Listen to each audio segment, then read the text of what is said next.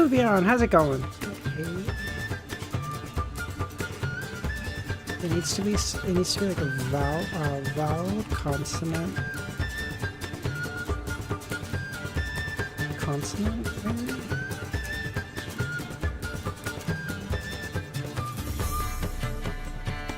Kami, how's it going, man? Dream. Yeah, all good, Kami. All good, man. Honestly, I was not gonna stream today. I was just as I saw Money's message, I was literally leaving the house to go rock climbing, and then I saw his message, and I was like, fine. So it's all good.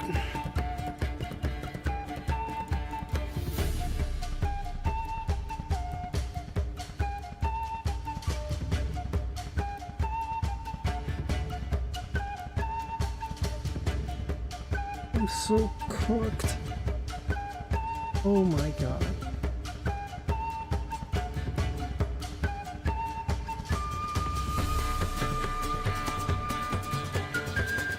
Was she planning on reading today? I don't fucking know, Olivia. We'll see. I feel pretty good today, so I mean we can read for a bit, but I mean I don't know what a bit looks like. We'll honestly play it by ear. Is there like a good spot to end that you're thinking? Or like a cool spot that you want me to get to, maybe?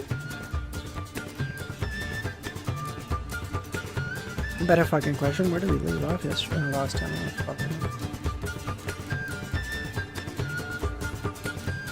185. Next chapter is I mean, I sent you a Discord message a bit ago.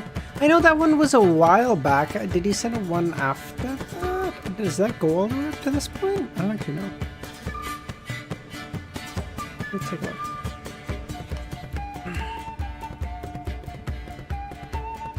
Walter, how's it going, man? Oh shit, yeah, okay. So 186 to 192. Alright, we could probably do that.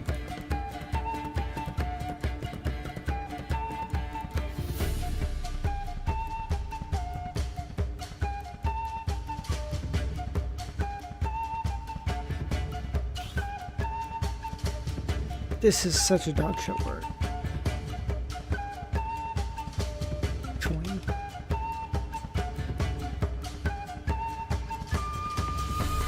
Dude, all the vowels are gone. This is so shit.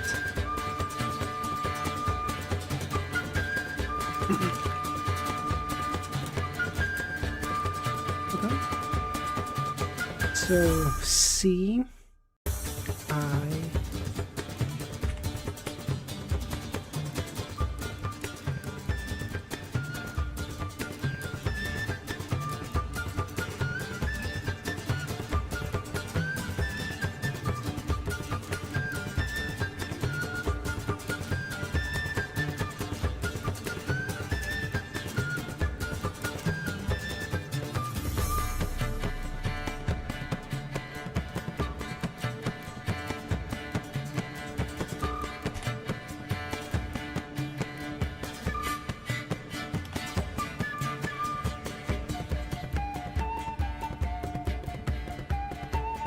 Shit.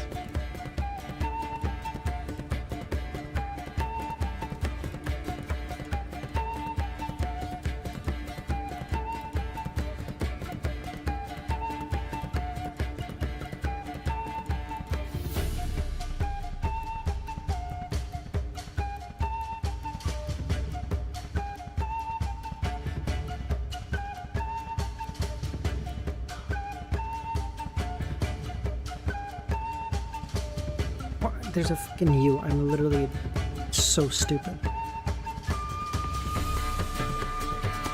Already did this word, I can't help. No worries, no worries, no worries.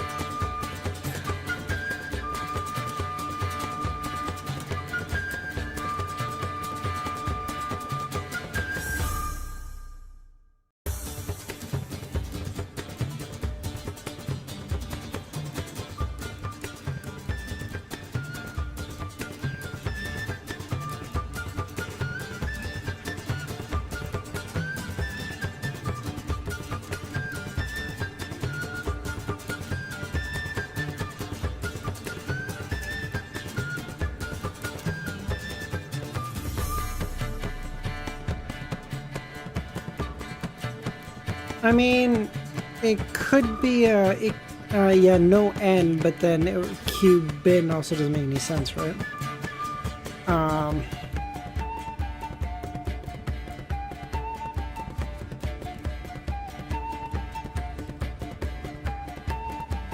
Hold on. If I literally do every combination of every... How long would that take?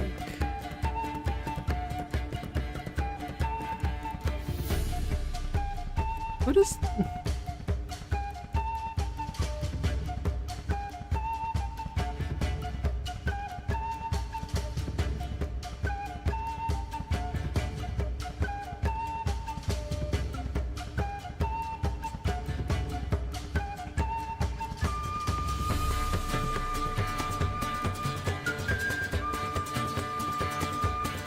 Is this a fair way of doing this? No. But is this a fucking good word? No. So fuck you, okay?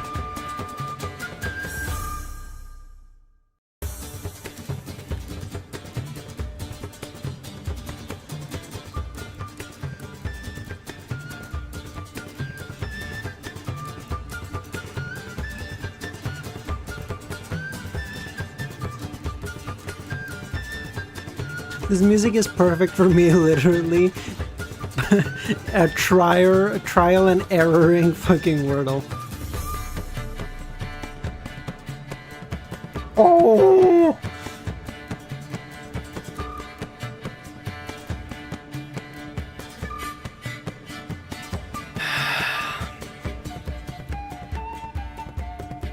Cubic. Cubic. It's so obvious.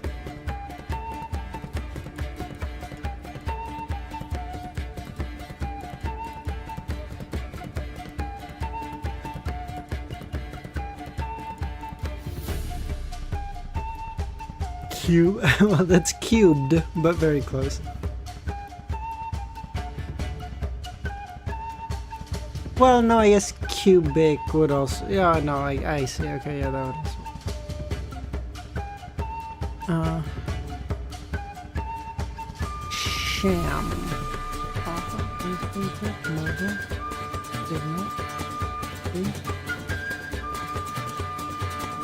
Cubic meters or something. Yeah, exactly. That's how I realized. I think now it actually does work. Music chapter, music change first chapter. Okay, sounds good. Thank you. Bro, pirate blanket, sham, Dave, can, soup. Fuck it. You know what? We're going to play Chaz, okay? Because I just need 2 wins to get to 700. I mean, 2 losses will take me all the way into the middle of buttfuck nowhere, mind you. But we don't worry about that. We go for the win, baby.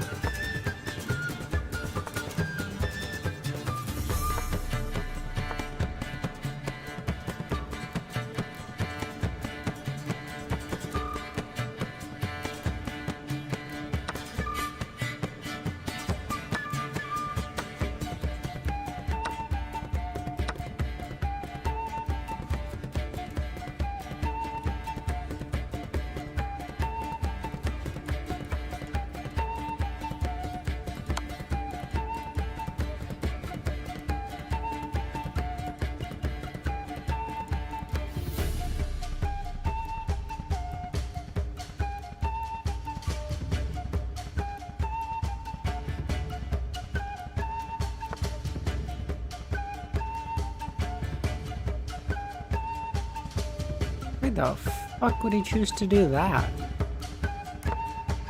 I mean, what? His prerogative, I don't care. If I go here, he takes...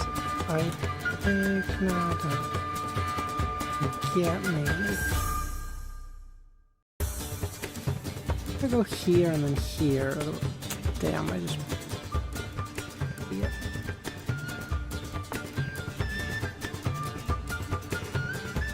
Can't attack this, can't attack this. Okay.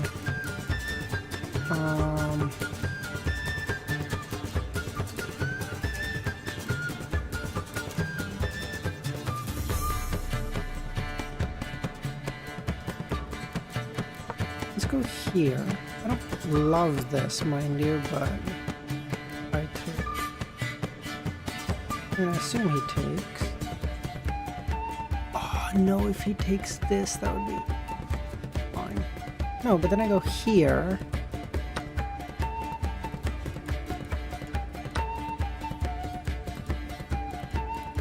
And that's just not looking good for him.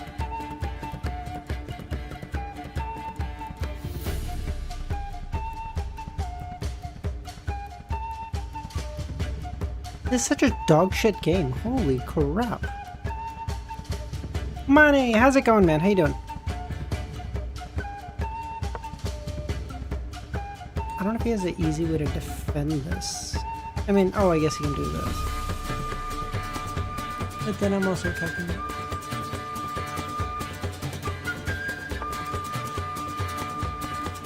That is our way also.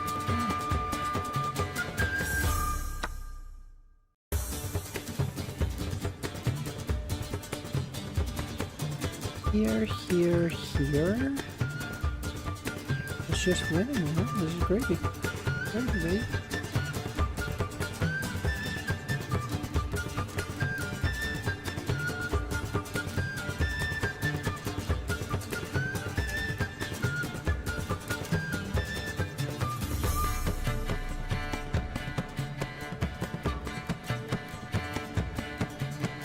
Then I also have to be careful because if he can somehow get here and my rooks are off file, it's a back rank mate, and that'd be embarrassing in a game that we're winning this handily, you know? Check.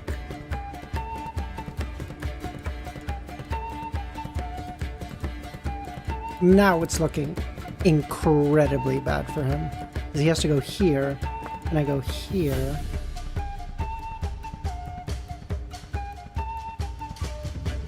Oh, dude, I was about to go here.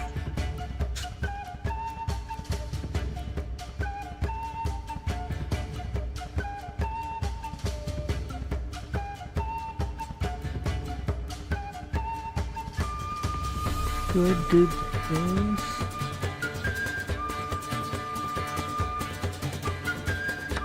I do this, right?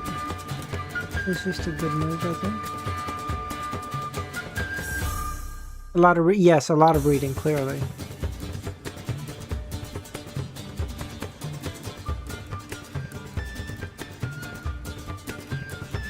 And then music change. And then the rest of the stream, fuck it. Alright, fine, if you're gonna be a little bitch about it. Go here. He goes here, then I go here. Goes here. Here. Here. Here. Oh!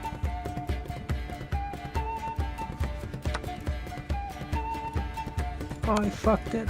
Oh, I fucked it so hard. Oh, I fucked it up so hard.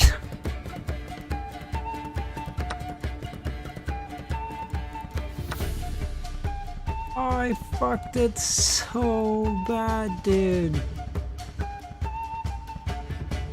That's so embarrassing. I clocked that so long ago and then still lost to it. Oh my god.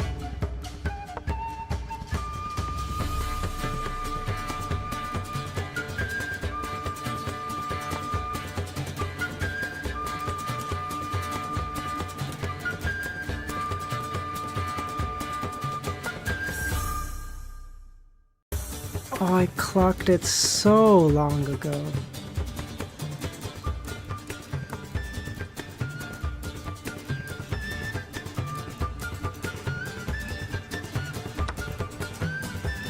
You forget about that, buddy?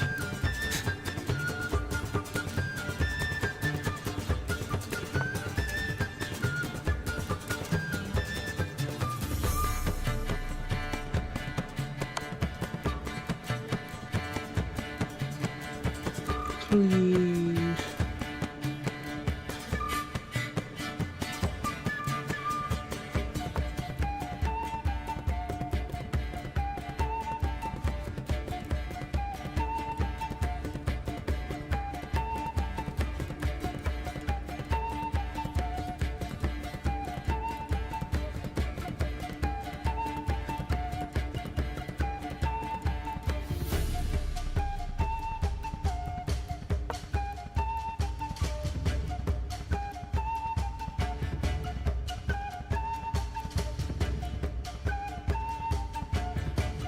I can go here if he doesn't move his fucking queen or king.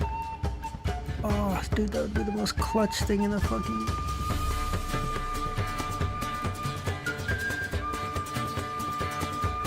It'd be a thing protected by this.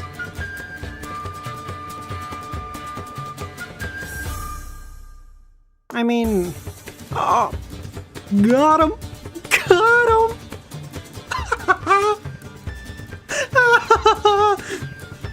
Even after all this, still got a chance, baby!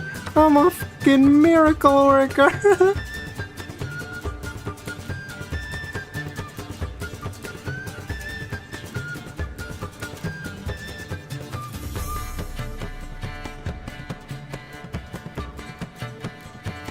Yeah, you can take that, dude. I don't care. Good? What do you mean good? Bro, I'm...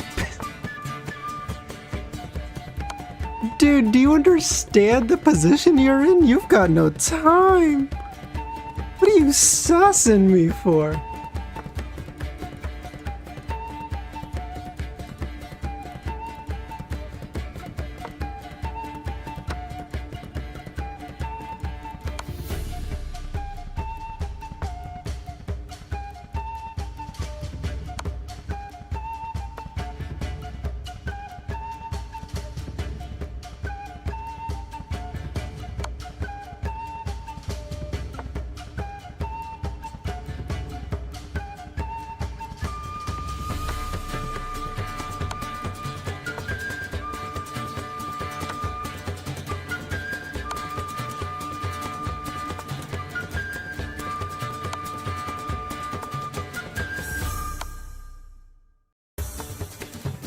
I'm just gonna force you into checks. Fine.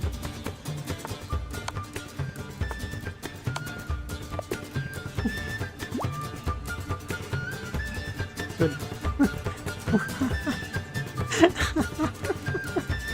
Fucking dickhead. Good. Loser. Fuck you.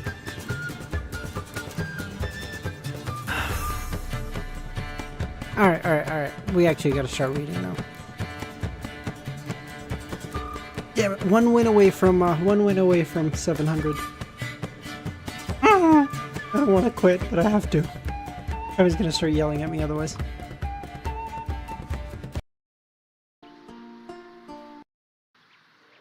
Alright. 186. Strange footprints.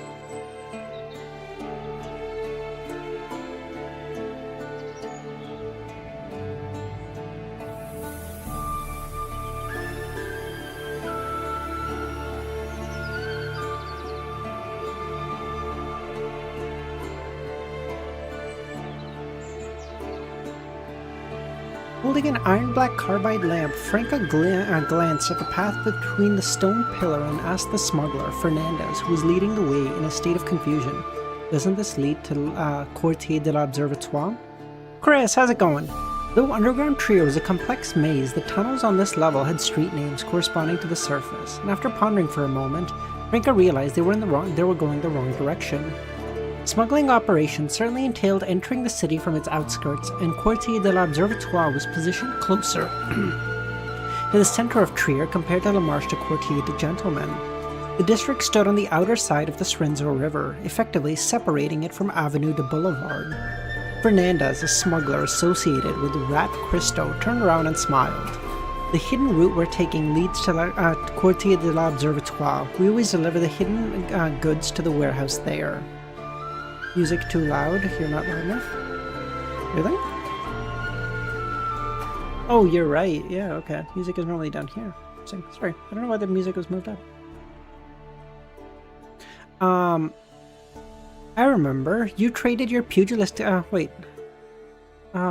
Is that so? Franca slowed down and increased the distance between herself and Hernandez. Since they hadn't left the smuggling route yet, she lowered her voice and conversed with Lumion. I remember you traded your pugilist characteristic for 18,000 Vril d'Or. You know it's a characteristic, right? Or rather, do you understand a characteristic's true meaning? My sister mentioned it, Lumion said. Franca was tall and had long legs, making it effortless for her to keep up with Lumion. It's fortunate to have someone guide you. In the past, we were stumbling around like blind mice, relying on ourselves to figure it out. Otherwise, I wouldn't have made the choice. Her voice trailed off, and she ended with a long sigh. This reminded Lumion of a saying, either spoken by Aurora herself or relayed from Roselle's famous words. Once you make a grave mistake, it will haunt you for a lifetime. You know what this reminds me of? I don't know if any of you watched Seven Deadly Sins, or read it, I suppose, but there was a saying from one of the characters in Seven Deadly Sins where he goes like, a true sin can never be atoned for in a lifetime. I don't know why, it just gave me that kind of same feeling. Franca quickly regained her composure and whispered to Lumion, you just entered the field of mysticism. Apart from knowledge, you're lacking much more. It is best not to be frugal with that sum of money. Use it to purchase a mystical item or a beyonder weapon to compensate for your limitations. Otherwise, if Roger truly seeks out revenge on you, he won't need to go through much trouble. He can simply summon a few undead to hunt you down. If you have such intentions, I'll keep an eye out for you. I already bought something, Lumion chuckled. That quick? The carbide lamp cast intersecting shadows, obstructing Lumion's view of Fernandez's expression. He couldn't discern what his thoughts were.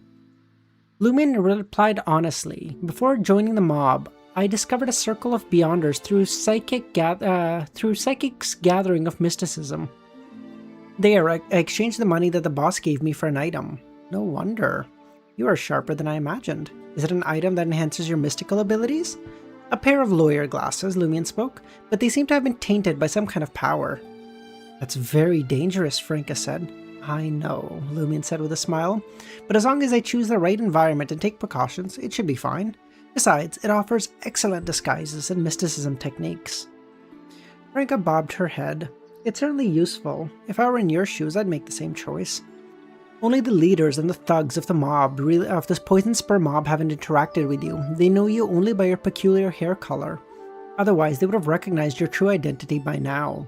They wouldn't have needed to act themselves. They would have sought revenge by sharing your information and wanted posters with the police headquarters and cathedrals. That's right. I already set up a coffee meeting with Officer Everett. Franca's eyes sparkled as she said, You've shared so much with me about the mysticism gathering in your trump cards. Jenna even kept telling me how cunning and deceptive you are, yet you're so sincere and straightforward. Of course, our relationship is different from others. I knew it. Muggle's brother isn't that kind of person. For a moment, Lumion felt a twinge of guilt as he spoke sincerely. Yes, she completely misunderstood me. After chatting for a while, they reached the outskirts of Quartier de l'Observatoire.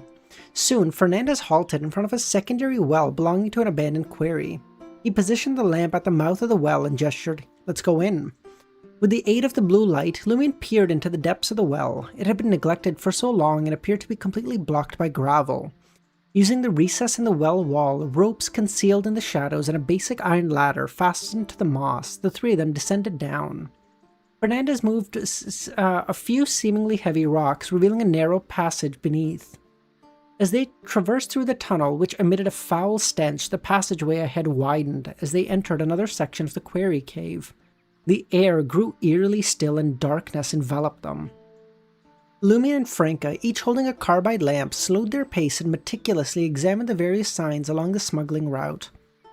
After an undetermined amount of time, Fernandez pointed to a nearby tunnel.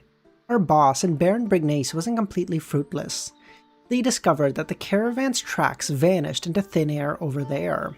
It was a tunnel connecting two sections of the cave. The path was strewn with rubble and potholes, and in the distance darkness prevailed, devoid of any light. Only footprints going in. The ones coming back here end here. Most people return carrying heavy loads. Their footprints are deeper, distinctly different from when they entered. We can rule out the possibility of them running around and retracing their steps. Franca averted her gaze from her surroundings and stood up, no sign of a struggle. It's pretty peculiar. She then motioned for Fernandez to move further and wait in the cave. As Fernandez's lamp glow faded into the distance, Franca produced a small makeup box and a white handkerchief with a blue checkered pattern. The handkerchief belonged to Christo's brother, Erkin, who had gone missing during the smuggling operation. Franca placed the lamp down, opened the light gold box, and ran her fingers through the mirrors inside. Meanwhile, holding the handkerchief, she repeated, Erkin's current whereabouts. Erkin's current whereabouts. Before Lumion could count to the already dim tunnel grew even more stifling. The light from the two lamps was pushed back by an invisible force, and the palm-sized mirror emitted a watery glow, as though revealing the depths of a dark river. Before Lumion could count to 3, a scene materialized in front of the mirror's surface.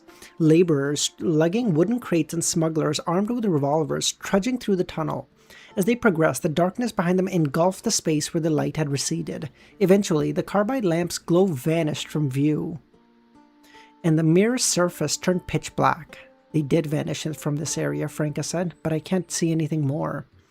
Lumion didn't try suggesting the mystery prying glasses. From his perspective, Trier's underground was a treacherous place concealing all manner of secrets. There were even ruins of the Fourth Epoch, foul-smelling bones, and catacombs with specific rules to follow. They were all elements that instilled fear in those seeking the truth. If you were to try using those glasses here, there was a high chance he would die on the spot. In due time, Trier's underground would boast another legend entwined with the power of an evil god. Therefore, Lumion would help out a hand out of consideration for the mob's bosses, but he wouldn't go all out and take unnecessary risks. After all, it was Christo who suffered the loss. What did it have to do with CL? Saul de Balbry had an abundant supply of alcohol. Franca glanced at him, not intending to make things difficult. Franca stowed away the makeup box, and Erkin's handkerchief picked up the carbide lamp and said to Lumion, Let's return and find Fernandez. Let him guide us forward. Perhaps there are other clues elsewhere. All right, Lumion said. The two turned around, carrying their carbide lamps, and ventured into the original quarry cave, plunging ever deeper into the darkness. Kami, what am I putting on? Thank you.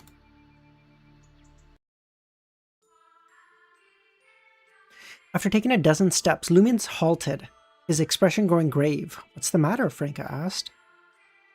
No more footprints. The smugglers' tracks from their departure and their own as we crossed have vanished, but there's a trail of footprints carrying a heavy load ahead. Franca's heart skipped a beat. She peered ahead, realizing that the ground lay in disarray. The footprints left by her and Lumion and Fernandez had vanished, replaced by the sudden reappearance of the missing caravan's tracks out of thin air.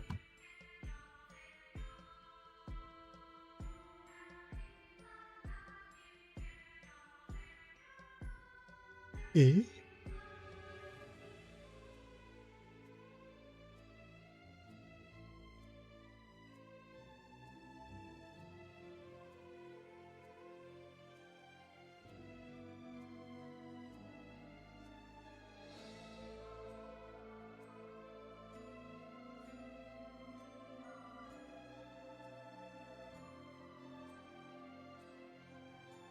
Damn it, Franca exclaimed with frustration.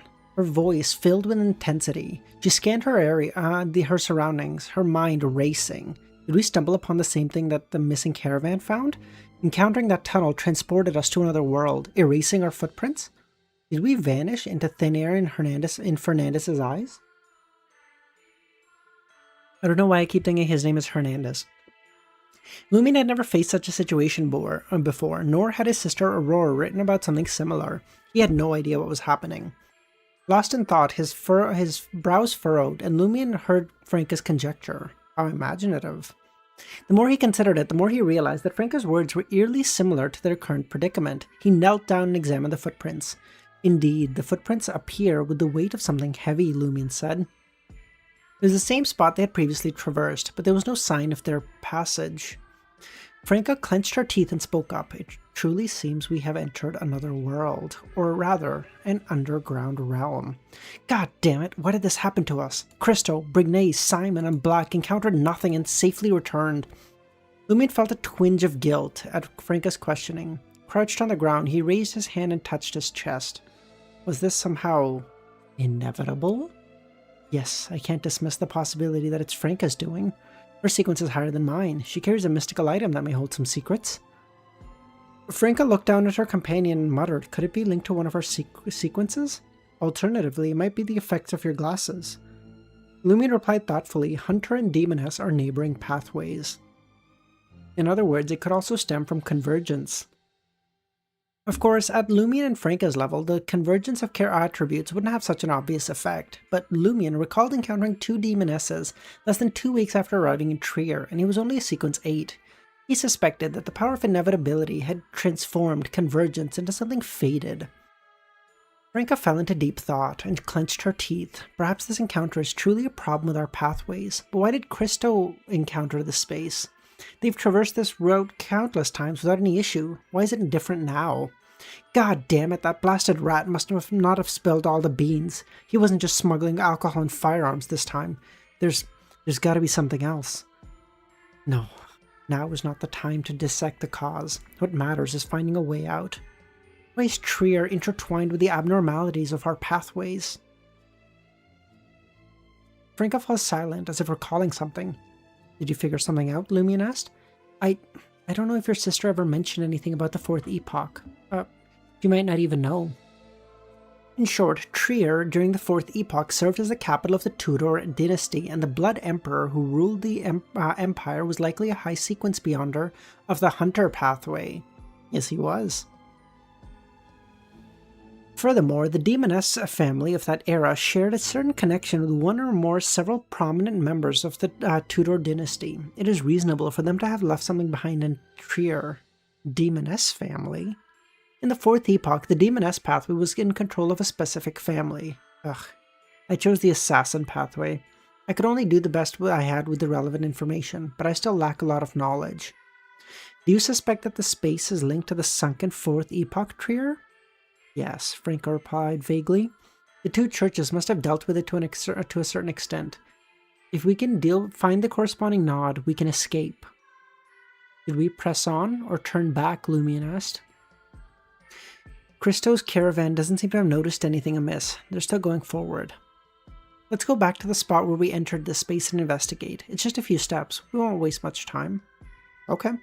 Lumion walked forward towards the center of the tunnel. Soon he and Franca stood at the place where the smuggling caravan's tracks had materialized out of thin air, attempting to take a step forward, but there were no footsteps ahead.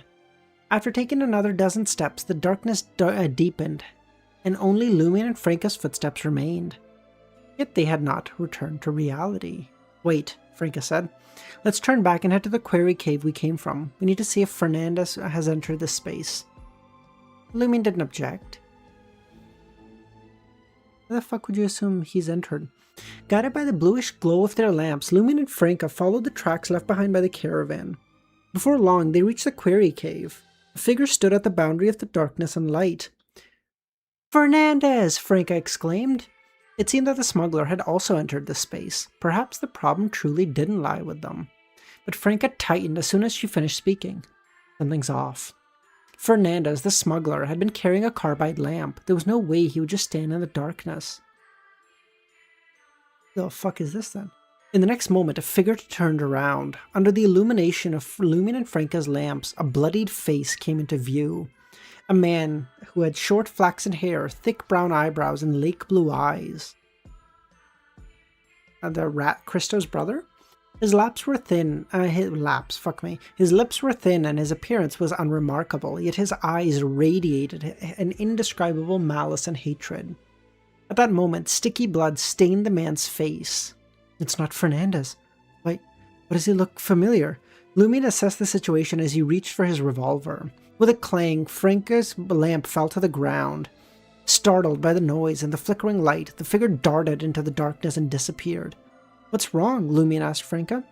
As a Sequence 7 Beyonder, a member of a secret organization and experienced combat, she shouldn't have such exaggerated reactions. That was my past self, Franca said. Past self? You mean before you drank the witch potion? Yes. I thought no one in this world would remember that face except me. Why am I seeing it? Is it from my memories? Can't even our memories be kept a secret in this space? I don't know. Maybe I'm being too critical, but I feel like that the writing is like so cringy here. Can't our memories be kept secret in this space? Okay, bro. A cringe. If this space could reveal one of the hidden memories of his subconscious, he could begin piecing together the truth of the Cordu disaster. As for whether the space might intrude on something it shouldn't, he paid it no mind. With the lamp and revolver in hand, Lumion cautiously circled the empty quarry and found no other individuals. I couldn't find myself, Franca said. Could it be that it's not a memory, but rather something from the future? Franca suggested, returning to the secondary well that had brought them to this level. By searching for anomalies along the way, they might be able to infer the nature of the space and find a way to leave. Side by side, they traversed the cave, following the footsteps left behind by the smuggling caravan, heading to the edge of Quartier de l'Observatoire. As time went on, Lumion and Franca noticed something on the ground almost simultaneously. There were scattered droplets of blood. Are the abnormalities starting to manifest? Franca whispered. Lumion nodded. If we proceed further, we might encounter those people, although they may no longer be people. Are you trying to frighten me? You think that'll scare me? Whether they are corpses or monsters, it is within my expectation. Remember, the most terrifying thing in this world is the unknown. Just as Franca spoke, Lumion's expression froze. You're still trying to frighten me. Before Franca could even finish her sentence, she felt something warm sliding across her nose and falling to the ground.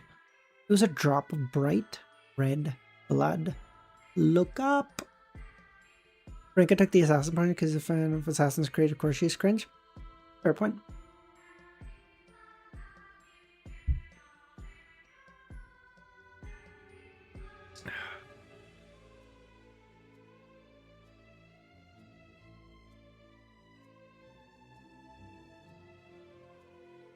It's over, Franca. Pack it in. You know what? You had a good show. You had a good show. Probably. I don't know. You're not that memorable. I'm not gonna lie to you. In like a couple hundred chapters, I'm gonna go, damn, what was that character's name who died in volume 2? Like, it started with a F? G? H? No. Henry? Oh, I can't remember. Henrietta. Damn it. Franca couldn't help but blurt out as her usual modal particle. With a quick swipe of her index finger across her nose, her hand revealed a bright red stain. Franca snorted. In an instant, the black flame flickered at her nostril, fingers and blood on the ground, vanishing. Casting Lumion's gaze, Franca slightly contorted in pain. We can't leave our own blood in this place, or unimaginable horrors may unfold. Hey, why are you unharmed?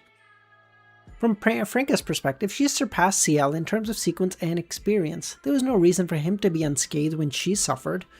Maybe I'm fine for now. Maybe the shadow we encountered represented the old you, not me.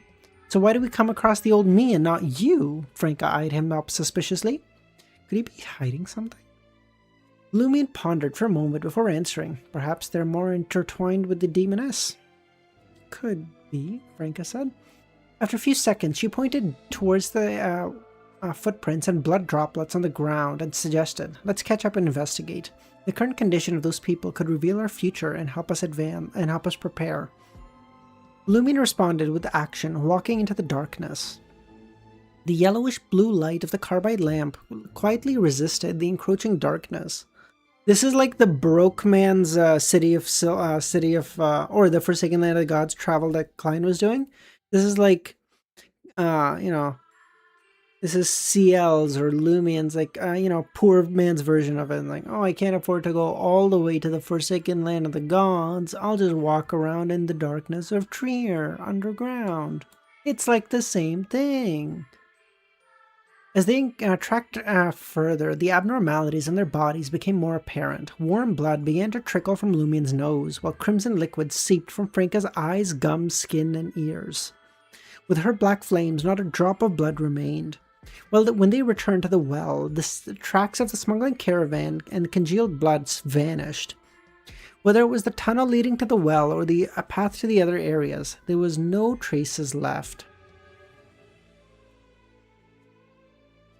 They vanished again? Franca frowned. Lumion, his nose sealed in a black flame, took a deep breath and smiled. This may be our end. When the blood reaches a certain point, our body will just fade away. So, what do I do? Too many negative thoughts will only cloud my thinking. Sometimes I think you're more mature than I am, Frank aside. Did you just figure that out? Compared to Cordu, trapped in an endless loop, at least there was no sign of a terrifying power in this place. Moreover, Lumion didn't need to rack his brain to come up with several escape strategies. The first option was to take a risky move by using the glasses to explore the surroundings from different angles and locate an exit. Second, he could try throwing out Mr. K's finger to establish a connection, hoping to create a passageway. Thirdly, summoning Madame Hella or the messenger of a Madame Magician was another possibility.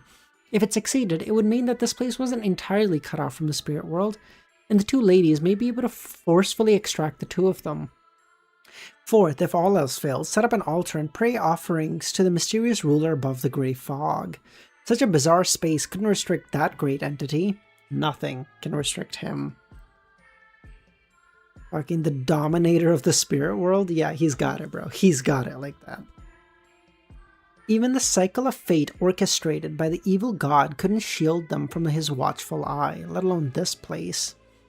Lastly, if the great entity remained unresponsive, Lumion could perform a ritual and beseech for a boon. He could then activate the Blackthorn symbol, allowing the sealed evil god's corruption to amplify. The disruption may create a vulnerability in the workings of this space. You can be as calm and composed as me when you have numerous untried methods and believe there's a good chance you'll leave, Lumion chuckled inwardly. It felt like he had forgotten something important, but it eluded his memory for now. Franka retrieved a light gold makeup box, opened it, and put it on the ground. Her form swiftly faded away, and the aqueous light within the palm-sized mirror flickered. How magical, Lumion sighed. Franka glanced around in the mirror for a few seconds before vanishing. She reappeared across Lumion. Can't find a way out by relying on the mirror. Without awaiting Lumion's response, the witch attempted several more methods, but all failed. In the end, she caressed the mirror inside the makeup box, seeking guidance from her spirituality. The way out. The way out. Franka repeated the divination phrase in Hermes several times, and the mirror darkened. The shimmering aqueous light reflected a figure. It was Lumion. Finding the exit? Wait, hold on. It was Lumion wearing a wide-brimmed round hat, white shirt, brown jacket, dark pants, and black flames suddenly flickering at his nose. Finding the exit with your glasses? Isn't that too dangerous? Congratulations on uncovering the simplest of my 5 solutions, Lumion pondered and remarked. This is no longer the true underground Trier, nor does it seem to be directly linked to the ruins of the 4th Epoch. If we protect ourselves, I should be fine. Protect? I happen to be excellent at that, Franka said. With a swift motion of her right hand, she extinguished the black flames on Lumion's nose, and after a few seconds, a drop of bright red liquid trickled down, caught by Franka's palm. She then conjured fresh black flames, sealing Lumion's nostrils again. What are you doing with my blood? A curse? Do I need to go through all the trouble just to kill you? I'll perform a mirror substitution to shield you from the dangers of those glasses. As she spoke, she retrieved a palm-sized mirror and smeared Lumion's blood upon it. There's so many fucking mirrors. Is this the essence of a witch's spells? Franka then turned around and said, "Give me 2 strands of your hair." Lumion plucked 2 strands and handed them over. Black flame appeared in Franka's hand, incinerating the golden strands. She sprinkled the ash onto the mirror's surface and stroked it with her palm. When the black flame suddenly receded into the mirror, the blood and hair vanished. Do not stray more than 30 meters away from me, Franka cautioned. Lumion nodded and retrieved the glasses from his pocket. What important thing is forgotten by Lumion? The angel?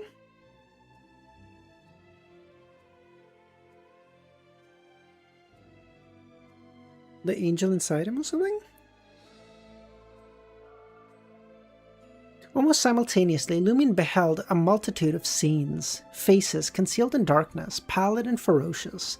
A mass of dark hair floated amidst the shadows, comprised of hundreds or thousands of strands.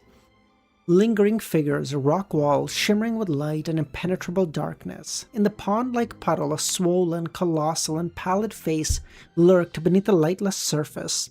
It was a cave. Cave. Lumion's intuition struck, compelling his dizzy mind to focus on the edge of the scene. The luminous-filled cave rapidly enlarged, revealing a dimly lit passage beyond. As the cave drew nearer, Lumion realized it was merely a reflection in the mirror. Its surface was solid and inaccessible. The mirror sank to the depths of the lightless pool, and suddenly the colossal, swollen, pallid face swiftly expanded before Lumion's eyes, consuming his field of vision. Lumion's sight darkened as he nearly lost consciousness. Vaguely, he saw his flesh attempting to depart from his skeleton. Whack! Lumion heard a crisp sound, and his mind cleared. He removed the glasses. Are you okay? Frank asked. I'm fine.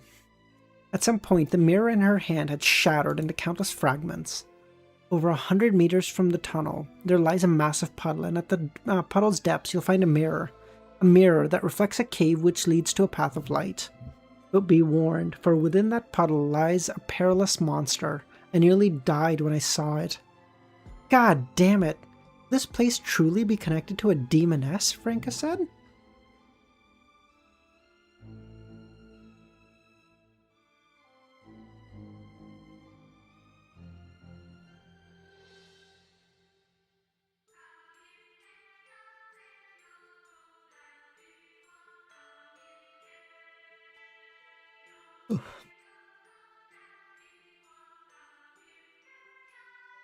There's no way it's related to Mr. K, right?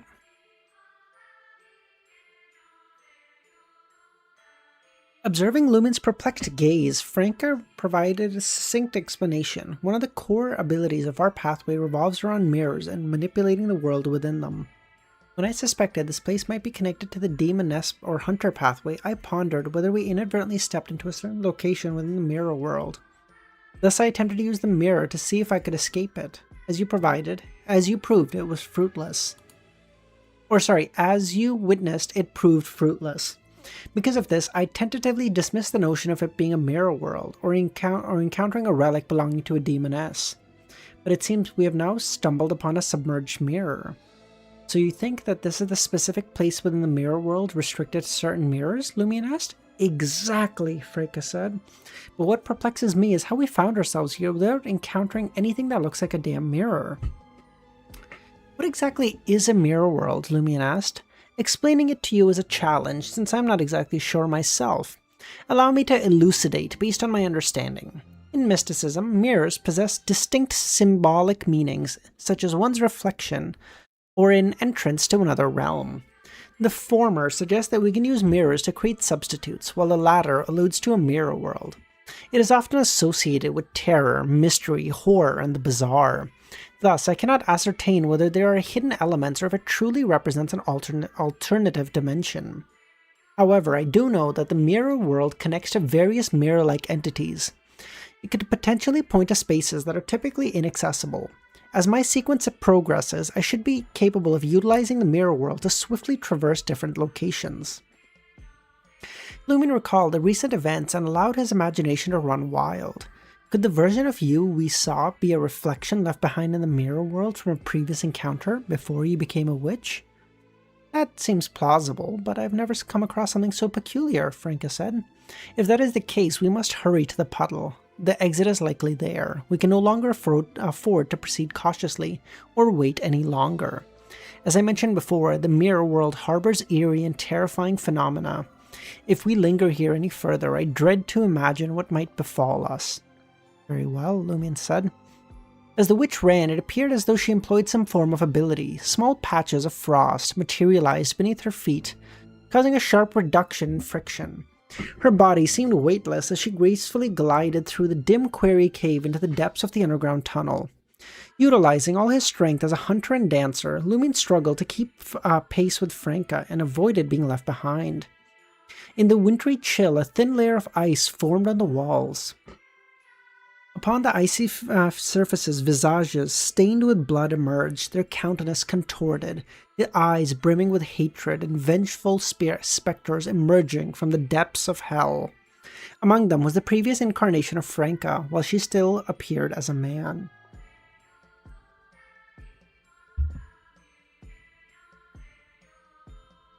After sprinting for a while, Lumion and Franca caught sight of the puddle.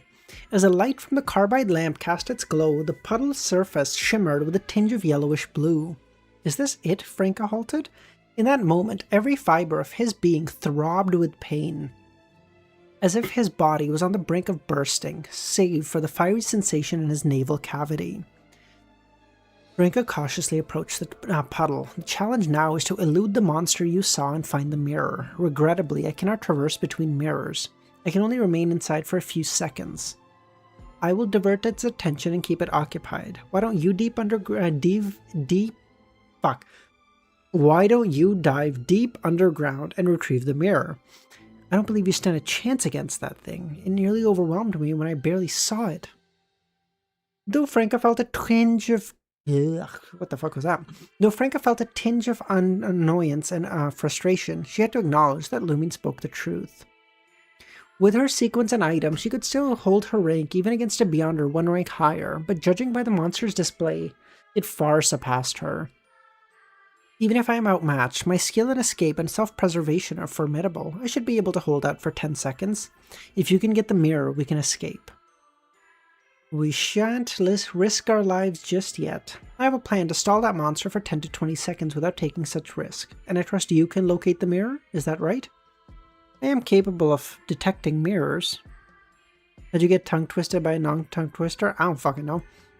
Are you truly up to the task? Franka sized up Lumion? Is there genuinely no danger involved? In theory, the risks are minimal. Simultaneously, he added, if the risks prove too great, I will find an alternative. Madam K, Madam Hella, Madam K, Mr. K, Madam Hella, Madam Magician, and the Great Being are all viable options. Franka wasted no time and pursed her lips as she spoke. Alright, just be safe. I'll create a mirror substitute for you. Naturally, Lumin had no objections. After Franka produced a small mirror and crafted the corresponding substitute, Lumin gripped the ritual silver dagger and encircled a pond-like puddle and created a spiritual barrier. Throughout the process, he maintained a distance of 4 to 5 meters from the water's edge, fearing the monster would drag him under. Putting away the dagger, Lumin turned to Franka and smiled. What comes next will involve one of my secrets. Can you turn around? Very well. She inwardly sighed once again. Does Jenna misunderstand him? As Franka turned around, Lumin placed the lamp aside and started doing the summoning dance. He intended to summon that monster.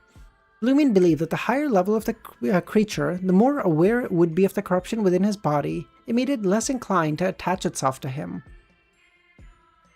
In other words, as long as he refrained from issuing commands that would influence the monster, it was likely to observe the dance eagerly, waiting for an opportunity to attack. But intimidated by the seal and corruption, he would dare not act. The summoning dance lasted for 20 to 30 seconds, plenty of time for Franka to submerge herself. As long as Lumin could escape this world before the monster attacked, there'd be no issues. Amidst the contorted and frenzied dance, Lumin's spirituality stirred the forces of nature, forming a connection that dissipated into the surroundings, only to be obstructed by the spiritual barrier.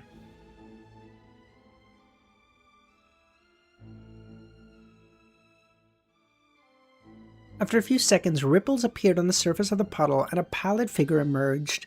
It bore a resemblance to a human, and an inflated body and gargantuan face. The monster floated towards Lumin and stopped. Lumin dared not look at it directly. With his eyes half shut, he said, "Hurry!" Without hesitation, Franka discarded the lamp, took 2 steps, and leapt into the water. A cold sensation penetrated Franka's skin as the darkness enveloped her vision.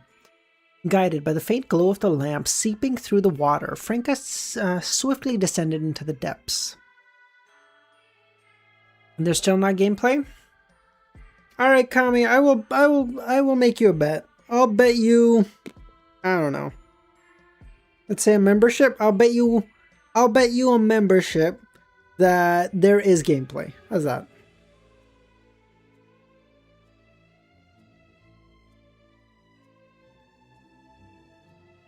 If you lose, I'll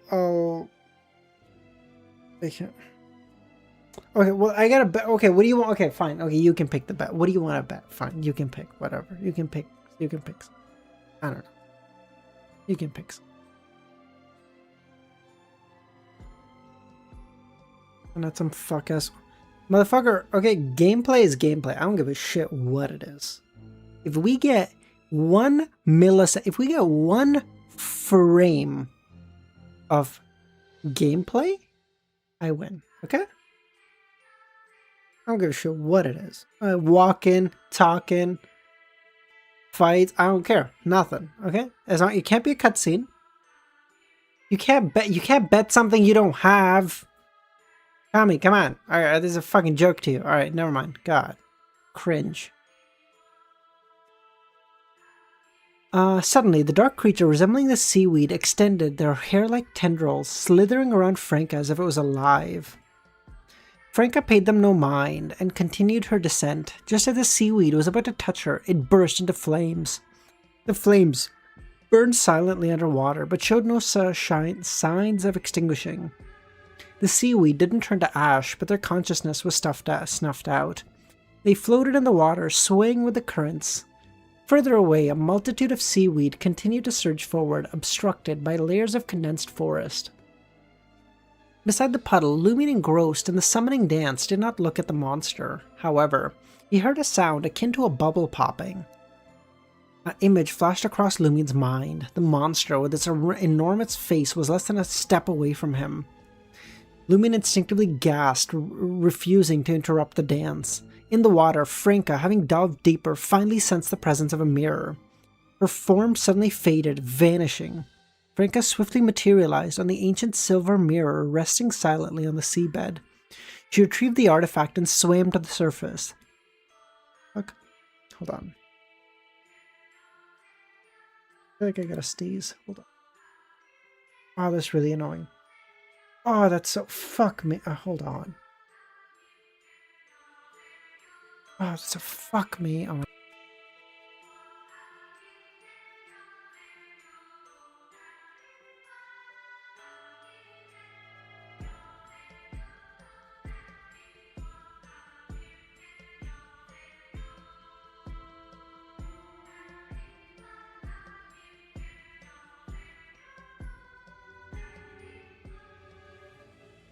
Alright.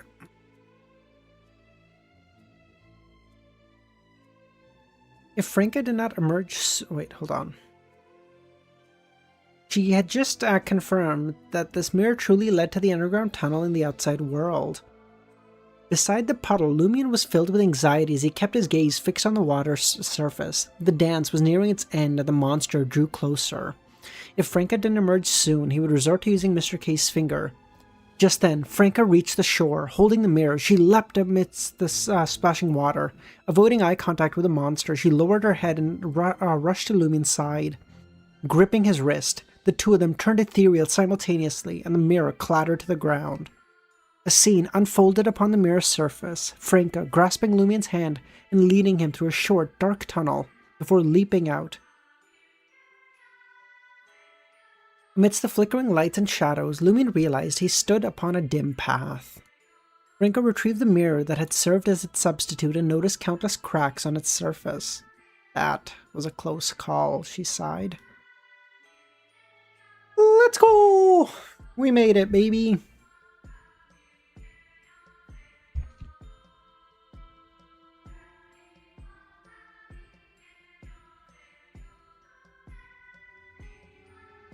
Regular music? Hell yeah.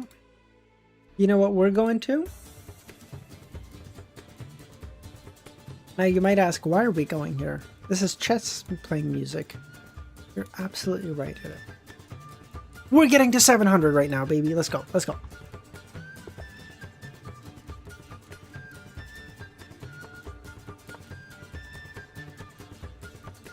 Lumion beat a monster. We're beating a monster right now, too.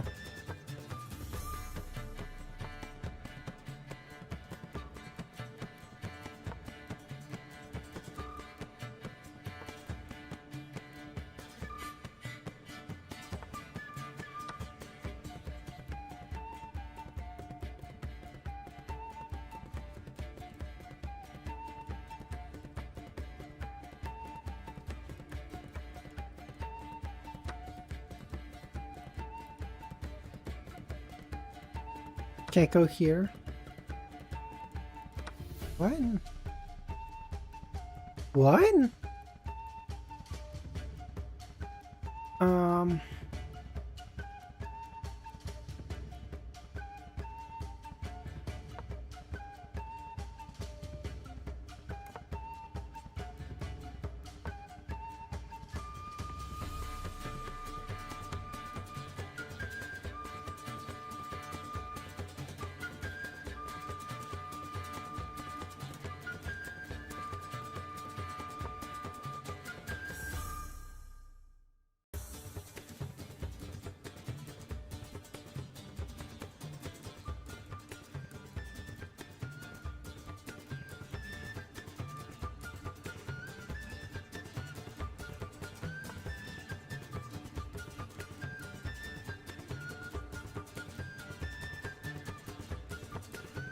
Are you done reading? No, Bug. We still got 3 more chapters. I'm just trying to get to.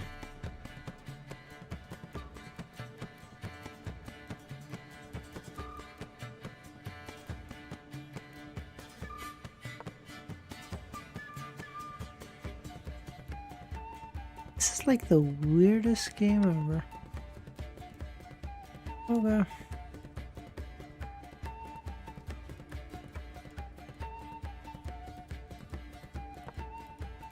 This is I mean, is it okay? No, I don't think so, but it will suffice, you know?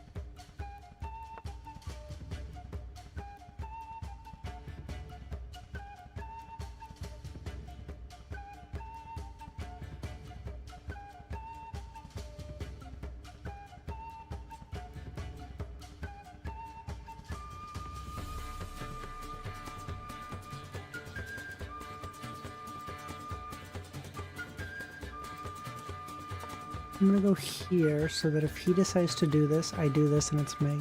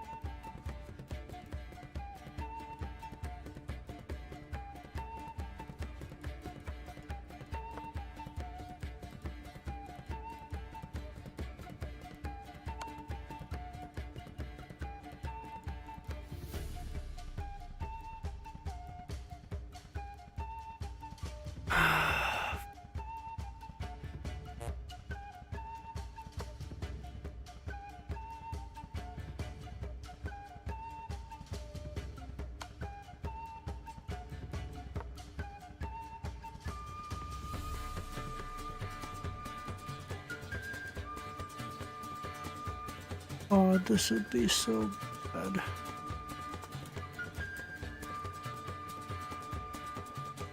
No, this game is so cooked. Oh, this game is so cooked.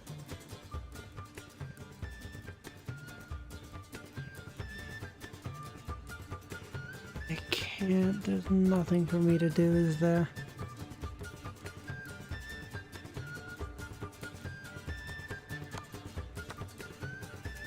There's quite literally nothing for me to do.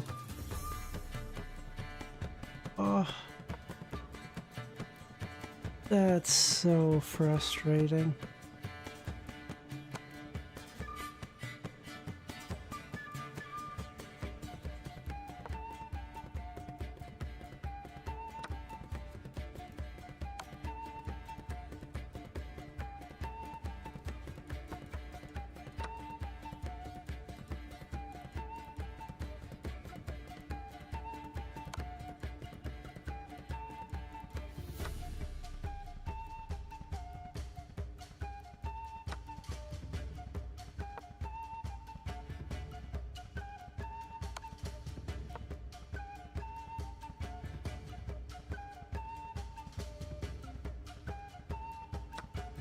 Dude, he's such a coward.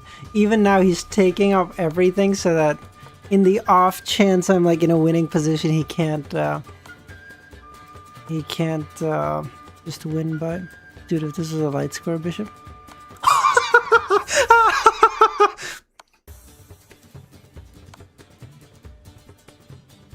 No shot! No shot!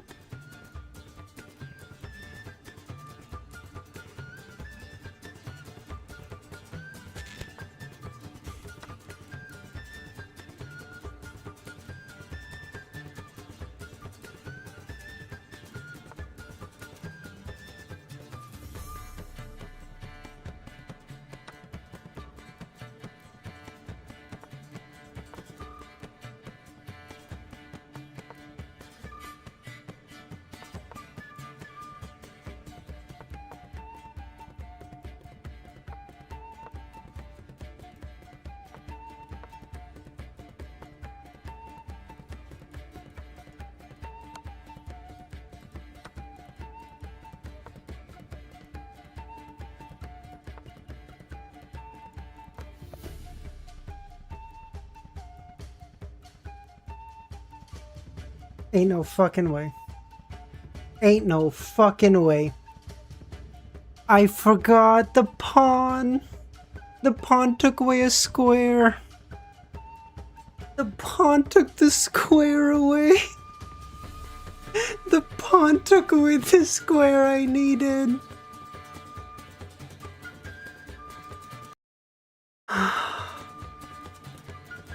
Dude, that was the worst game anyone's ever played.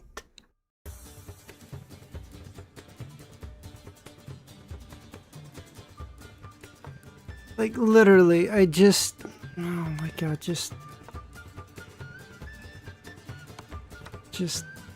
anything.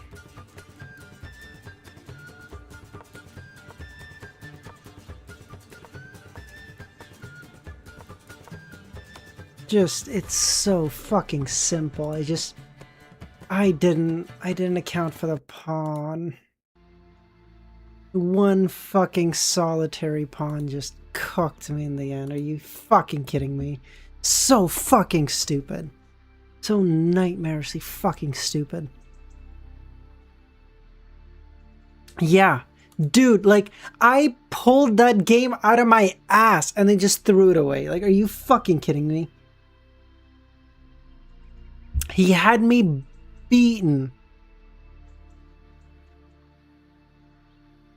He had me beaten so bad, and then I clutched up, and then I was like, nah, and just gave it to him. Oh my, kill me. I don't want to be here. Just kill me.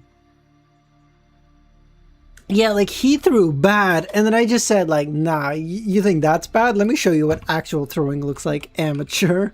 Like, dude, what the fuck? Oh my god. kill me. I don't want to fucking live anymore. Holy shit. Lumion glanced at the shattered mirror in Franca's hand. But I don't feel like I was being attacked. His summoning dance still had 5 to 6 seconds left before Franca grabbed his wrist. Franca cleared her throat and assumed the stance of a teacher. Some techniques are undetectable. The moment you feel attacked is the moment of your death. Could it be that the monster secretly influenced me while I paused the summoning dance to enter the mirror for a few seconds?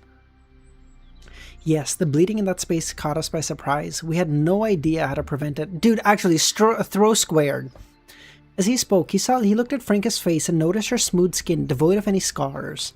Franca touched her face and pondered. It is very bizarre, but we did lose some blood. As a witch, I have a mystical perception of the amount of blood. In other words, the damage we suffered in the mirror wasn't fake. It's just that we didn't leave any wounds. Damn, I didn't bring the lamp.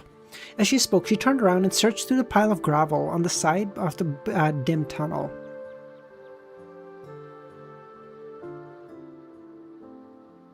Lumion didn't have time to retrieve his lamp either. He could only observe Franca's every move with the help of the distance light. In less than 10 seconds, Franca pulled out a mirror from the rubble. The mirror appeared to be made of pure silver. The patterns on both sides were mysterious and sinister, and its surface was dark and lifeless, as if time had eroded it. As expected, there's a corresponding mirror in reality. Franca did her best to avoid being reflected in the mirror with its classic design. She also instructed Lumion, in unsafe spaces, or when we encounter something strange, try not to look in the mirror if you can, or terrifying things may happen. Lumion, who hadn't mentioned to Franca that he couldn't look in the mirror after using the mystery prying glasses to disguise himself, nodded. I understand that the exit is a mirror. What I can't figure out is how we entered that space. That baffles me too, Franca said. This thing seems to be closely related to the Demoness pathway. How about you give it to me? I will find a way to compensate you later. No problem. You don't have to ask. I can't beat you. No, the spoils of war must be distributed fairly, or there will surely be conflict within the team. I used to be taken advantage ago in the past like this. If it weren't for my good nature and not holding grudges, I would have long sought revenge. If someone took his spoils of war and exploited him for no reason, and his strength was inferior to the other party, although he wouldn't say anything on the spot, he would find a way to seek revenge later. Imaginary technique throwing purple, true. Let's go and have a look. Imaginary win, throw purple. Let's go and have a look over there. We might come across the Quarry Police or other smugglers. We can ask for directions. That's right. Lumion agreed. If it weren't for the Mossuri ghost, the Mossuri ghost would have been eradicated long ago. The two of them proceeded through the tunnel, guided by the faint glow, staying alert for any potential attacks. Before long, they reached the cave. In the center of the cave stood a figure wearing a felt hat. Fernandez! She realized that the figure was Fernandez. This appeared to be the quarry cave where they had arranged to meet. How did you come from there? I've been waiting for 30 minutes and you didn't even show up. I went to where the footsteps vanished, but I couldn't find you. Franca and Lumion nodded. They had spent about a half hour in that world. We stumbled upon some clues and pursued them, but we ended up circling back here. We lost our lamps too. What clues? Fernandez asked. We'll talk later. Fernandez knew this place well, and he didn't pry any further. He led the two of them back the same way they had arrived. They ascended the secondary well and entered the underground section corresponding to La Marche de Courtier de Gentlemen. Only when Lumion and Franca laid their eyes on the street peddlers and children picking fruit peels did they truly feel as though they had escaped from that strange realm. After boarding the carriage that Christo had sent for them, Lumion looked at Franca and asked, "What should we say later?" Fernandez knew the carriage driver had taken a seat beside him, so he wasn't in the carriage. Fernandez knew the carriage driver and had taken a seat beside him, so he wasn't in the carriage. Franca chuckled. We'll simply say that we entered an unknown space, discovered some traces, and managed to escape using my mirror magic. The rest has nothing to do with Christo. The four-wheeled carriage swiftly turned onto Avenue de Marche, hurtling towards Suhit steam locomotive station. Christo awaited them in a nearby warehouse. Before long, Lumion and Franca caught sight of their rat-like smuggler. Thank you, by steam! Uriken and the others are back, Christo said. The caravan's returned? Franca asked. Uriken, Christo's younger brother responsible for the caravan, who had previously vanished, And Franca still had his divination handkerchief. And he's back? What the fuck is going on? Indeed, the gods have returned as well. No, never mind. Indeed, the goods have returned as well. They arrived an hour ago. An hour ago? The same time we were in that spot? It was only when they had already experienced unbelievable phenomena like the time loop and the vivid dream that Lumion had managed to keep his composure, unlike Franca. Observing the surprised and perplexed look on Franca and CL, Christo smiled and said, "I'll let Urkin explain himself." "Urkin, get your ass out here!" Seizing the opportunity, Franca tilted her head and whispered to Lumion, "This is unusual. I suspect that the rat and the others conspired to set a trap for us. They used the disappearance of the good to lure us underground to that realm." "You don't trust people much, do you?" Franca said. Lumion spoke candidly. "The dancers' salaries make giant and barren resentful, and I possess the coveted Sol de Barbry. Only Rat has no conflict with us, so he was made to intervene." Franca fell into deep thought, considering. In that moment, Lumion grinned. This isn't merely conjecture. It doesn't account for the footprints and the other traces. As he finished speaking, a man who appeared to be under 30 years old emerged from the warehouse. He wasn't particularly tall, standing at about 1.6 meters tall. "It is indeed Urkin," Franca whispered. "Urkin, what happened?" she asked. "We entered a peculiar world within a section of the tunnel and couldn't find our way out. In the afternoon, while we were searching in all directions, we suddenly found ourselves on the original path." Did our entry provide them an escape? Franca thought. Lumion stared at Urkin, his expression devoid of any emotion, as if assessing an adversary who may bring calamity. In his mind, he recalled the droplets of blood from the ground of the mirror world, gradually coalescing. How could someone who had lost so much blood return alive? Franca asked, "What happened to you over there?" "We started bleeding, inexplicably. Towards the end, there were many of us on the verge of death. By steam, we managed to find the exit in time, and we emerged, and as soon as we did, we recovered." "Is that so?" Franca felt Urkin was relaying his account in line with her own experience and could be explained. Beside them, Christo glanced in their direction and smiled. "Regardless of the circumstances, I must express my gratitude. Would you like to sample the most authentic Savoy roast chicken?" "Okay," Lumion said. "Go to my office and bring all the spices to the kitchen." Christo produced a set of keys and tossed them to his brother. "Okay," Urkin said. Franca was momentarily taken aback before muttering, "I recall that... wait." Urkin received the key and ascended ascended the stairs. With his left hand, he inserted the key into the door of Christo's office and unlocked it. Franca was taken aback before muttering, "I recall that Urkin habitually uses his right hand. Why would he awkwardly open the door with his left hand when he wasn't holding anything in his right?"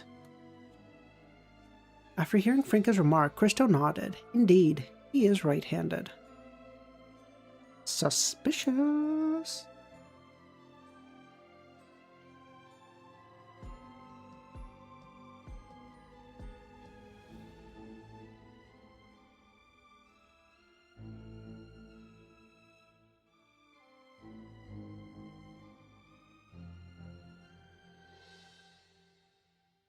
Right hand, Franca's body jolted. As a witch, she was well acquainted with the intricacies of mirrors.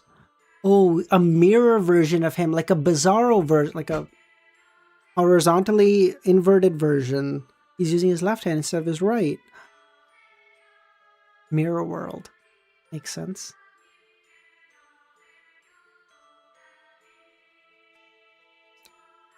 One thing she knew for certain was that when a person gazed into the mirror, their reflection would be inverted. The situation at hand was baffling. Urkin, who habitually favored his right hand, had ventured into the enigmatic world and returned and had switched to using his left. What could this mean? Just then, Christo reappeared at the warehouse's bottom floor, bellowing instructions to Urkin. He demanded that Urkin retrieve his prized white elixir wine. Have you noticed any connections? You thought of it too, Franca said. It was a challenge to detect Urkin's abnormality and grasp the underlying possibility without extensive knowledge of mysticism. Judging by the amount of blood present in that space, I find it hard to believe that an ordinary person survived.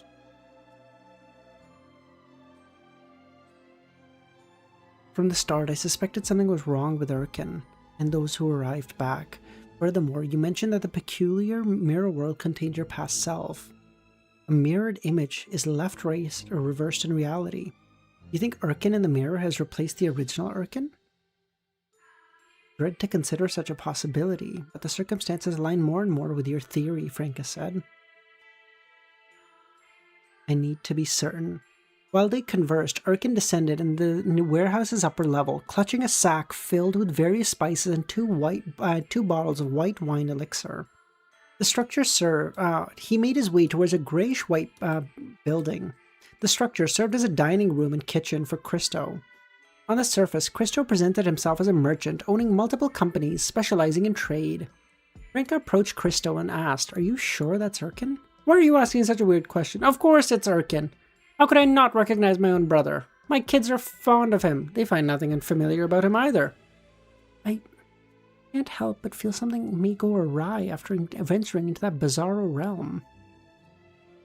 You're not a beyonder yet. Before you took over the smuggling business, didn't you anticipate that those above you would follow certain customs and pay extra for particular matters? Christo fell silent, unsure of how to respond. I'll help you confirm whether something is wrong with them. Franca retrieved her makeup box and Urkin's handkerchief, performing a divination in front of Christo. Urkin's whereabouts. Urkin. As Franca chanted, her eyes darkened and she gently caressed the surface of the mirror. Lumion observed the mirror shimmer. Soon, a scene materialized. Urkin, dressed in a blue shirt, stood near the kitchen, engaged in a conversation with the chef. "See, I knew everything's fine," Christo chuckled. "I have some matters to attend to. You can explore the area on your own, or wait for me in the dining room." Once the short-statured leader of the smuggler left, Lumion turned to Franca and said, "It appears the real Urkin's dead." "You think something is wrong with Urkin and the others?" Franca furrowed her brow. "And if not, should we cover our eyes and ears and pretend we didn't see anything? Perhaps because I'm using mirror divination, it'll be easier to pinpoint the individual in the mirror. Maybe I should do another method." Surveying the warehouse area, she picked up a short wooden stick and held it before her. She uttered a similar divination statement. A wooden stick snapped, pointing in the direction of the grayish-white building. Urkin was there. Franca fell silent before saying, "Let me see if that mirror can be of any assistance," referring to the classic-style mirror that served as a gateway to the peculiar realm. Hoping to employ it in banishing all the monsters that had emerged, Lumion trailed behind Franca as they entered the dining room. Their eyes were immediately drawn to a woman wearing a grayish-green dress. She appeared to be in her late 20s, holding the hands of a boy and girl. Tears of joy streamed down her face as she embraced Urkin. "You're back! Pepe! Pepe! Play with me!" Before the clamor of the exciting voices, Urkin's face radiated with happiness, and Franca paused. Let's give it a little more time. "Are you finding it hard to bear?" Lumion smiled. "Maybe the real Urkin is dead. After all, this is his reflection. If I were to expose him now, kill him, or force him into the mirror, not only would his wife and children fail to show gratitude, but they would hate me. Yeah.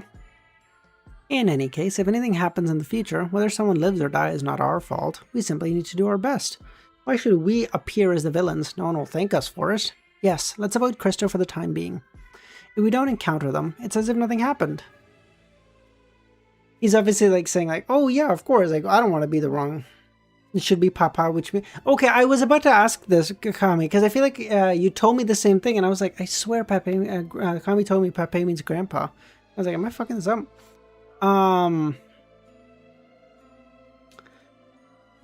That's so funny. Ugh. It's like, yeah, well, I don't want to look like the bad guy. If all the kids die and stuff, fuck it, it's not on me. It's not my job. But I don't want to feel like, I feel like a bad person, if I do it right now. It's like, oh, fuck you. She didn't know what the mirror's reflection would do after replacing the person. What if his kindness morphed into cruelty? Franca, unable to reach a decision, could only gaze at Lumion and said, "Your words are cold-hearted." "Madame, am I not merely following your inclination to help yourself?" Lumion responded. "How do you propose we handle this? We should have someone write a letter and respond to the matter and report this matter to the police headquarters or a cathedral." The letter should merely state that Christo's brother ventured into the underground realm with a group of individuals and remained absent for the majority of the day, and after resurfacing, their dominant hand had changed. Official Beyonders have encountered numerous anomalies, so they should probably be able to deduce what happened. As for how they handle it, that's not our business. If they refrain from harming Erkin and the others, they pose no threat. They can serve as replacements for the originals. If they are eliminated, we won't have to confront the pain and animosity. In short, we must trust the churches. Rizal once mentioned that a gentleman wouldn't feel inclined to dine on an animal they were familiar with after it had been slaughtered. However, if they remained unaware, it should hardly be an issue. Yeah, you're right, Franca said. You don't sound like a mob leader. A true mob leader knows how to manipulate the authorities, Lumion smiled. Do I address you as the Godfather from now on? Franca chuckled. Without giving Lumion a chance to inquire, she added, a mob's godfather. Yes, for now, you don't have the means. I'll take the responsibility of leaking the information to the officials. Mob's godfather? Lumion had heard his sister mention this subject. He grasped the general idea, but couldn't help but feel a tad bit disappointed. Switching. In the ensuing hours, he and Franca joyously attended a banquet held by Christo. Lumion couldn't stop raving about the delectable chicken, seasoned with an array of spices, its surface glistening with a similar concoction.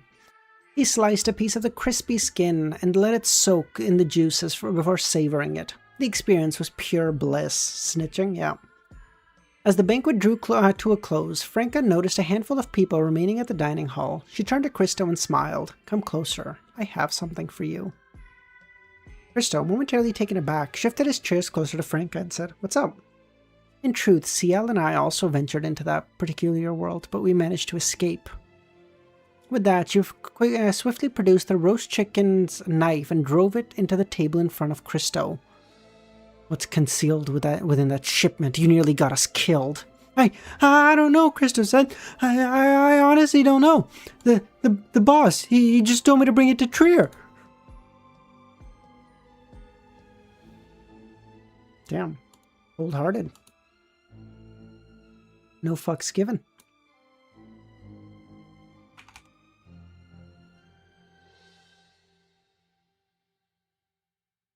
Puny boss.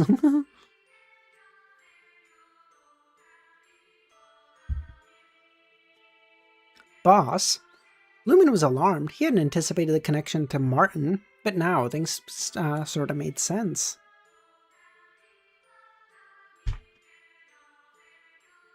Mm-hmm.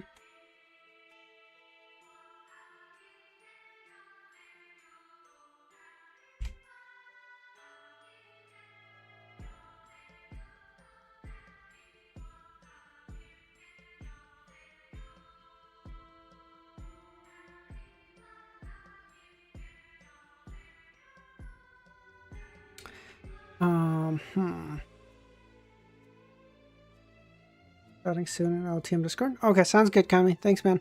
Okay, let's try to rush through this so that I'll watch that too. Why did the caravan vanish on a known route? Why did Christo seem so eager to seek their help? If he had only lost a shipment, he would have made more confirmations. It would have taken time for him to reveal his vulnerabilities and mistakes to his peers. Illumion's mind raced. Martin might be a sequence 6 or 5 of the Hunter pathway.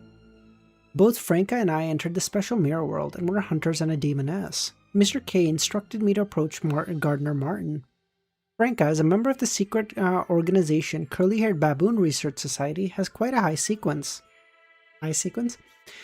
It's surprising that she'd be willing to be the mistress of a mob boss like Martin. The boss of the Savoy mob must be hiding something.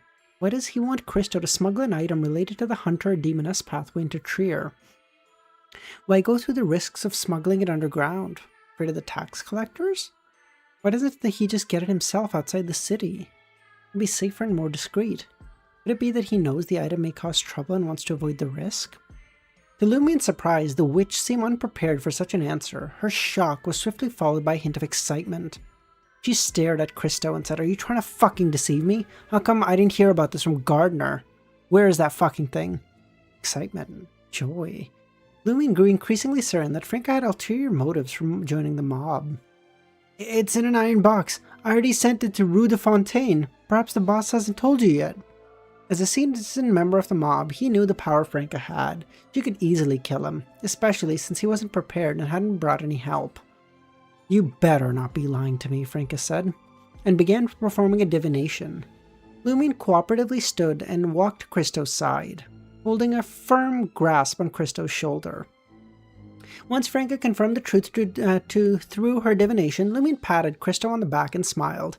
If anything similar happens in the future, make sure to remind me of any potential issues with the merchandise. I must be prepared, or I might just chop you into pieces and feed you to your kids. Fueled by the threat, Christo grew angry. Franca may be the boss's mistress and she's stronger than me. I can tolerate her treatment, but how does a fucking newbie treat me like this? The boss asked me to keep it a secret. Franca stowed away her box and said, "You son of a bitch, you could have at least given us a clue." Oh, okay, Christo smiled. Surprisingly, he wasn't offended at all by the insults. To him, dogs were cherished family members.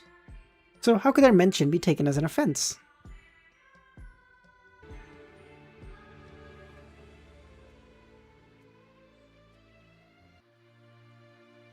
He wanted his lecherous subordinates that lay a hand on his wife. Was akin to touching his dog. What? Jesus. What the fuck? He either thinks really highly of his dog or really poorly of his wife. Or both, I don't know. He often, observing Franca and Ciel's softened attitude, Christo asked, "Is that strange world really as Urkin described? Haven't you figured it out? We were just bluffing, you idiot," Lumion said. "We didn't enter any world. We simply suspected something was wrong, considering the previous smooth smuggling operations and the sudden involvement of the incident. So we deceived you." Indeed, if Franca and Ciel had entered such a world, they couldn't have returned so quickly. Everyone else was missing for hours. How could he fall for their simple ruse? Suppressing his emotions, Christo looked at Franca. "Please don't tell the boss that I told you. He won't be happy with me." "Fine. From now on, you owe me." Okay, Christo said. After bidding farewell, Lumion and Franca exited the warehouse. I realized today that Christo is an idiot. He's so gullible. And you are quite good at deceiving. In Cordu, you must have heard about Cordu, right? They call me the Prankster King. Did you lie to me earlier? Jenna's assessment of you wasn't entirely off. You truly have some cunning. You're my sister's companion. I have been telling you the truth, Lumion said sincerely, but he didn't tell her the whole truth. I'm willing to trust Muggle's brother. Let's pretend you don't know about Gardner's item. There are certain things that can be harmful if you uncover the truth. I won't inquire about it either. Okay, Lumion acquiesced. The two went their separate ways on Avenue de Marche, one heading to Salle de Balbry and the other returning to Rue de Blue Blanche. It was already past 8 and the sky had darkened. Gas wall lamps embedded in the wall illuminated the dance hall, casting a yellowish glow on the entire floor. Amidst the greeting, Lumion took a seat at the bar and ordered a glass of fennel and mint absinthe, known as a parrot. Lumion sat for a while, enjoying Jenna's risque songs, eventually noticing Charlie approaching the bar counter. "Ciel, boss!" Charlie swiftly said. Lumion took a sip of his liquid and smiled. "Do you prefer the dance hall or the underground bar in the motel?" "I still prefer the motel. Over there, I'm the center of attention." Lumion chuckled and nodded towards the young female dancer who had taken over from Jenna. "Is she your friend's daughter?" Charlie had previously mentioned a friend who had fallen victim to a loan shark. Pressured by the Baron, the friend tragically committed suicide, and now his daughter was forced to sing. "Yes," Charlie said.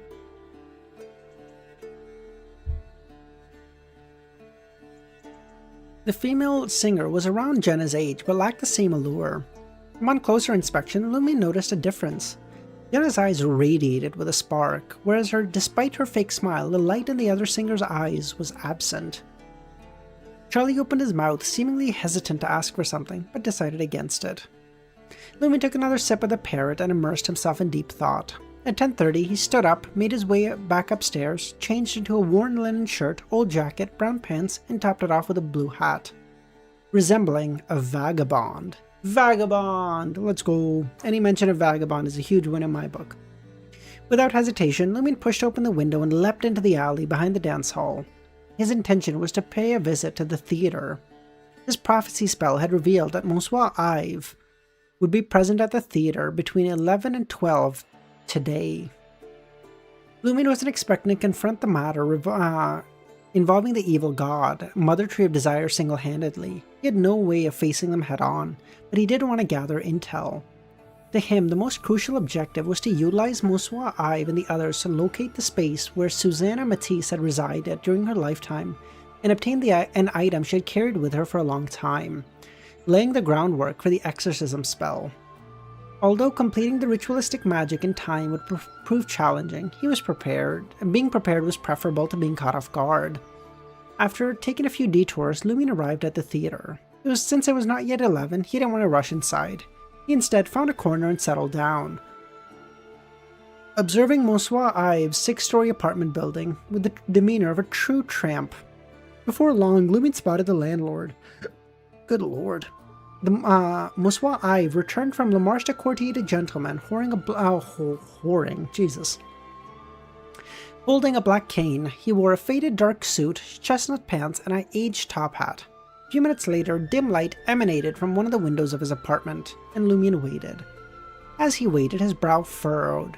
Why hasn't Monsieur made his way to the theatre yet? It's already past 11. The windows continued to emit a yellowish glow. 15 minutes later, the Monsieur had not yet left his apartment, crossed the Avenue de Marche and entered the theatre. Lumion couldn't help but mutter, "Is there an error in my spell?" Yay! Alright, here we are.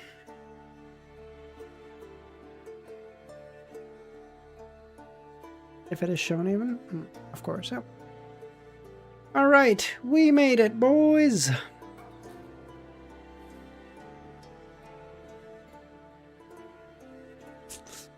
Alright, everyone. We'll end stream there today. Y'all have yourselves a great rest of your day or nights, and I'll catch y'all tomorrow. Yeah, that's it. Bye, guys.